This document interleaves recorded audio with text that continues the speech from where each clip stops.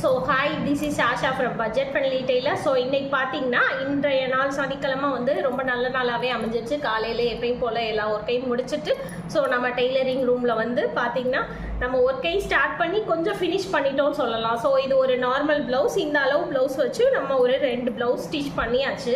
So morning work அதுதான் முடிச்சாச்சு. இனி லன்ச் டைம் வந்துச்சு, குக்கிலாம் வச்சு ஃபினிஷ் பண்ணியாச்சு. இந்த சட்டையில் பார்த்திங்கன்னா இந்த மாதிரி வீயில், அதாவது கொக்கிக்கு பதிலாக ஐ கொக்கிக்கு பதிலாக இந்த மாதிரி ஸ்டிச்சிங்லேயே வச்சுருக்கேன். நிறைய பேருக்கு இது வந்து ஒரு டவுட்டாகவே இருக்குது. இந்த இடத்துல அதாவது இந்த இது பண்ணுறோம் பார்த்தீங்களா, கிராஸ் பீஸ் வச்சு மடிக்கிறனால இந்த இடத்துல வந்து ஸ்டிச்சிங் வந்துடுது அப்படின்னு நிறைய பேர் சொல்லியிருக்கீங்க. ஸோ பிளான்டாக நம்ம இந்த இடத்துல ஒரு 1/2 இன்ச்சுக்கு கீழே தான் நம்ம கொக்கியை வந்து செட் பண்ணுற மாதிரி இருக்கணும், சரிங்களா? அதாவது நம்ம கிராஸ் பீஸ் வச்சு தைக்கிறதுக்கு கரெக்டாக எங்கே தப்போம், ஒரு 1/4 இன்ச்சில் தப்போன்னா அதுக்கு கீழே வந்து இந்த வி ஷேப் கொக்கி வரணும். சில பேர் அதாவது நார்மல் ப்ளவுஸும் சரி, இப்போ நம்ம வந்து லைனிங் ப்ளவுஸாக இருந்தால் கழுத்தை பரட்டி விட்டு அடிச்சுட்டு இந்த மாதிரி கொக்கி வைக்கிறதுனா ஈஸியாக இருக்கும்.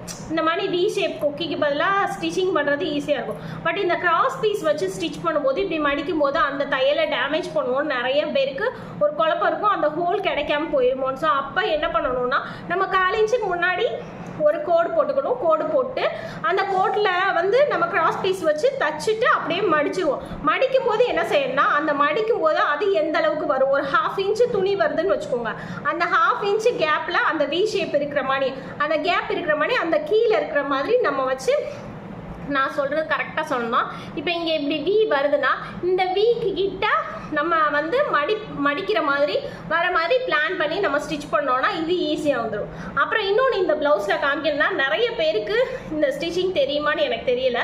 பட் நான் தப்பேன், இந்த ரவுண்ட் ஷேப்பில் தப்போம் தெரியுமா உங்களுக்கு? அதாவது ஸ்லீவை செப்பரேட்டாக நம்ம தச்சுருவோம். இந்த ஸ்லீவை வந்து தனியாக சைடு ஸ்டிச் பண்ணிடுவோம், அளவுப்படி உடம்பையும் ஸ்டிச் பண்ணிடுவோம். அதை வந்து ரவுண்ட் ஷேப்பில் வச்சு தப்போம். முந்தியெல்லாம் இந்த மாதிரி தான் இருக்கும்னு நினைக்கிறேன். பட் எங்கள் மாமியார்லாம் அப்படி தான் தப்பாங்க.